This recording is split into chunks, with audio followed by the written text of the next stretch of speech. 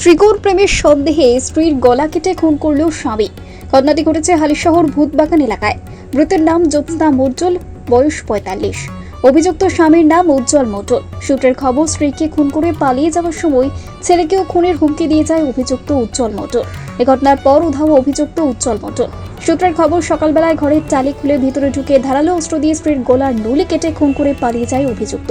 এরপর স্থানীয় বাসিন্দারা ছুটে এসে পুলিশকে খবর দেয়। বীজপুর থানার পুলিশ এসে মৃতদেহ উদ্ধার করে ময়নাতদন্তের জন্য পাঠায়। উল্লেখ্য, এই ঘটনার পর অভিযুক্ত উজ্জ্বল মণ্ডলকে গ্রেপ্তার করে ব্যারাকপুর আদালতে পেশ করা হয়। এই ঘটনার পরিপ্রেক্ষিতে 7 দিনের পুলিশে হেফাজতের আবেদন জানানো হয়েছে পুলিশের তরফ থেকে। আমার শাশুড়ি রাতের বেলা ঘুমাচ্ছিল, তখন আমার শ্বশুর টালি খুলে ঢুকে আমার শাশুড়ির ছুরি দিয়ে মেরে ফেলেছে। তারপর ভোরবেলা উঠে আমি দেখলাম কি টালি খোলা, তাই জন্য আমার শাশুড়ির তুলতে গেলাম। তখন দেখছি আমার শাশুড়ি শুয়ে রয়েছে। তখন আমি তুলছি, আমার শাশুড়ি উঠছে না। তারপর আমি দেখলাম ওনার গলা কাটা। তারপর আমি সবাইরে ডেকে বললাম কি দেখো আমার শাশুড়িকে। কেন কি আগাগোড়াই আমার শাশুড়ির উপর টর্চার করতো আমার শ্বশুর উজ্জ্বল মণ্ডল। হ্যাঁ, আর ওনার দিদি ওনাকে সাপোর্ট করতো। কুমড়ো কেটে রেখেছে,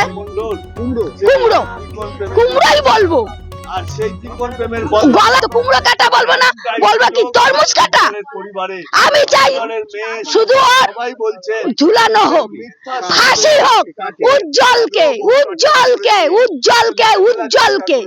আজকে কি দেখবো, আমাকে সকালবেলা ফোন করে বলছে, বৌদি দাদা বলছে যে মাকে এরকম ভাবে মেরে ফেলে দিয়ে গেছে। তবে আমি আসলাম, এখানে এসে শুনছি যে এইখানে ঘরে ঢুকে গলায় নলি কেটে। হ্যাঁ, কখন শুনতে পেলে?